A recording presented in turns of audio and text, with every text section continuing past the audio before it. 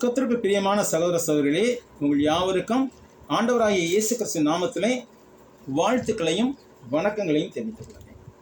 இன்றைய நாளில் நாம் ஆதியாகமம் 41ஆம் அதிகாரத்தின் கடைசி 2 பிரிவுகளுக்கு வருகின்றோம்.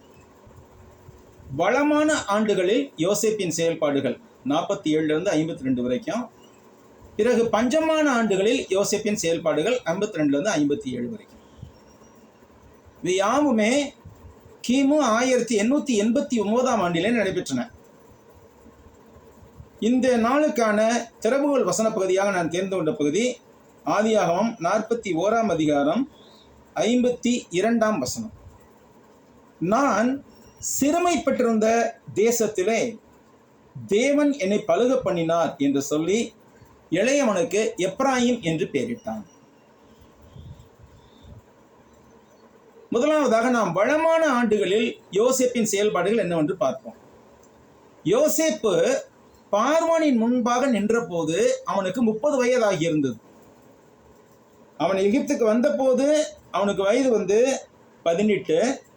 இப்பொழுது பார்வோனுடன் நின்றபோது அவனுக்கு 30 வயதாகி இருந்தது.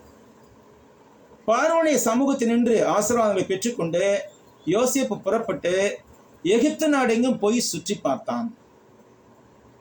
அவன் கூறியபடி வளமான 7 ஆண்டுகளில் பூமி மிகுதியான பலனை கொடுத்தது.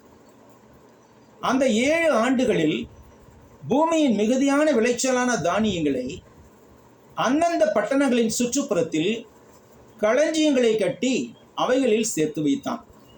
இவ்வாறு சேர்த்து வைக்கப்பட்ட தானியம் கடற்கரை மணலை போல் மிகுதியாய் அளவுக்கு அடங்காததாய் இருந்தது.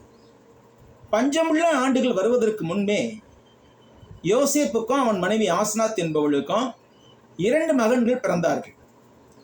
யோசேப்பு தன் துன்பங்கள் யாவற்றையும் தன்னுடைய தகப்பன் குடும்பம் அனைத்தையும் தான் மறக்கும்படி தேவன் செய்தார் என்று சொல்லி தன்னுடைய மூத்த மகனுக்கு மனாசே என்று பெயரிட்டான். மனாசே என்றால் மறதி, ஃபர்கெட்ஃபுல்னஸ் என்று அர்த்தம்.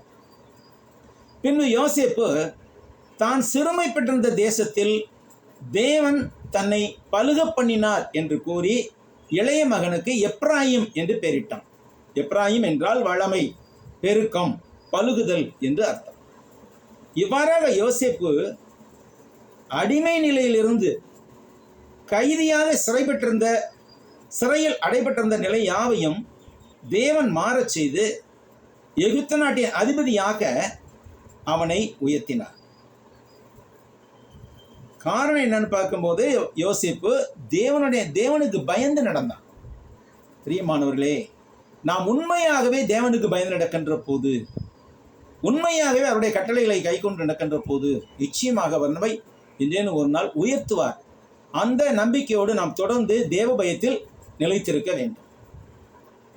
அடுத்து, பஞ்சமான ஆண்டுகளில் யோசேப்பின் செயல்பாடுகள் என்னவாக இருந்தது? வளமான 7 ஆண்டுகள் முடிந்த பின்னர் யோசேப்பு முன்னறிவித்தபடியே பஞ்சமான 7 ஆண்டுகள் தொடங்கிற்று. இந்த பஞ்சம் பற்றி உலக வரலாறுலையும் நமக்கு காண கிடைக்கிறது. எல்லா நாடுகளிலும் இந்த பஞ்சம் உண்டாயிற்று. உலக நாடுகள் எல்லாவற்றிலுமே இந்த பஞ்சம் உண்டாயிற்று. ஆனாலும் எகிப்து நாட்டில் உணவுக்கு தேவையான தானியம் இருந்தது. ஏனென்றால் வளமான 7 ஆண்டுகளிலேயே யோசேப்பு அவற்றை ஞானமாய் களஞ்சியங்கள் கட்டி சேகரித்து வைத்து விட்டான். எனவே அங்கே பஞ்சம் உண்டான போது, எகிப்து நாட்டிலே பஞ்சம் உண்டான போது மக்கள் உணவுக்காக பார்வோனை நோக்கி கூக்குரலிட்டார்கள், கோலமிட்டார்கள். அதற்கு பார்வோன், நீங்கள் யோசேப்பிடம் போய் அவன் உங்களுக்கு சொல்லுகிறபடி செய்யுங்கள் என்று கூறினான். தேசம் எங்கும் பஞ்சம் உண்டானபடியால் யோசேப்பு களஞ்சியங்கள் எல்லாவற்றையும் திறந்து தானியங்களை எகிப்தியருக்கு விற்றான். சும்மா கொடுக்கல. பஞ்சம் எகிப்து நாட்டில் வர வர கொடிதாயிற்று. எல்லா நாடுகளிலும் பஞ்சம் கொடிதாயிற்று. எனவே எல்லா நாட்டு மக்களும் யோசேப்பிடத்தில் போய் தானியம் வாங்கும்படி எகிப்திற்கு வந்தார்கள். பாருங்க, ஒரு அடிமையாக இருந்தவன், சகோதரர்களால் பகைக்கப்பட்டவன், அங்கே தேவ பயத்தோடு வாழ்ந்ததனாலே சிறைச்சாலையில் அடைக்கப்பட்டான்.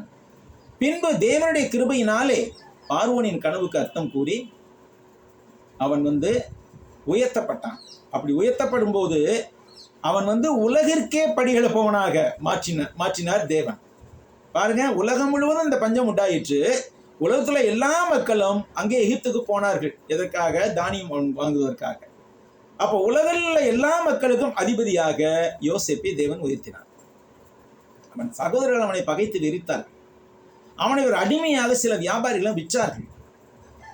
அவர்கள் யோசேப்பை எகிப்து நாட்டுக்கு கொண்டு போய் போத்திபார் என்னும் அதிபதியிடம் விட்டார்கள். தொடக்கத்தில் அவன் ஒரு சாதாரண அடிமையாகவே அங்கிருந்தான். ஆனால் தேவன் யோசேப்போடு இருப்பதையும் அதனால் தனது வீடு முழுவதையும் ஆசீர்வதிக்கப்படுவதையும் போத்திபார் உணர்ந்தான். எனவே யோசேப்பை அவன் தன் வீடு முழுவதற்கு மேலாளனாக நியமித்தான், மேனேஜராக நியமித்தான். ஆனால் போத்திபாரின் மனைவியுடைய காம இச்சைக்கு யோசேப் இணங்காதபடியால் பொய்க்குற்றம் சாட்டப்பட்டு சிறையில் அடைக்கப்பட்டான். சிறையில் தேவனுடைய தயவினால் அவன் சிறைச்சாலை அதிகாரியால் சிறைக்கு மேலாளராக, மேனேஜராக நியமிக்கப்பட்டான். கனவுகளுக்கு அர்த்தம் சொல்லும் அற்புத வல்லமையை தேவன் யோசேப்புக்கு அருளி இருந்ததால் ஏற்ற வேளை வந்தபோது அவன் பார்வோனின் கனவுக்கு விளக்கம் கூறும் வாய்ப்பை பெற்றான். இதன் மூலம் பார்வோனால் யோசேப்பு எகிப்து நாட்டின் அதிபதியாக உயர்த்தப்பட்டான். பிரியமானவர்களே, கர்த்தருக்கு பயந்து அவர் வழிகளில் நடக்கிற எவரையும் கர்த்தர் கைவிடுவதில்லை. ஏற்ற வேளையில் அவர் அவர்களை உயர்த்துகிறார் என்பதை யோசேப்பின் வாழ்வு மிகச் சரியாக எடுத்து காட்டுகிறது. யோசேப்பின் வாழ்வின் எஞ்சிய பகுதிகளை நாம் அடுத்த அதிகாரத்திலே, அடுத்த யூடியூப்ல பார்ப்போம். நாமும் கூட யோசேப்பை போல கர்த்தருக்கு பயந்து அவர் வழிகளில் நடந்து அவரிடம் வாழ்வின் எல்லா ஆசீர்வாதங்களையும் பெற்றுக்கொள்வோம். கர்த்தர் தாமே நம்மை ஆசீர்வதிப்பாராக. உங்கள் யாவருக்கும் இந்த யூடியூபை கேட்டதற்காக நன்றி செலுத்துகிறேன். நன்றி.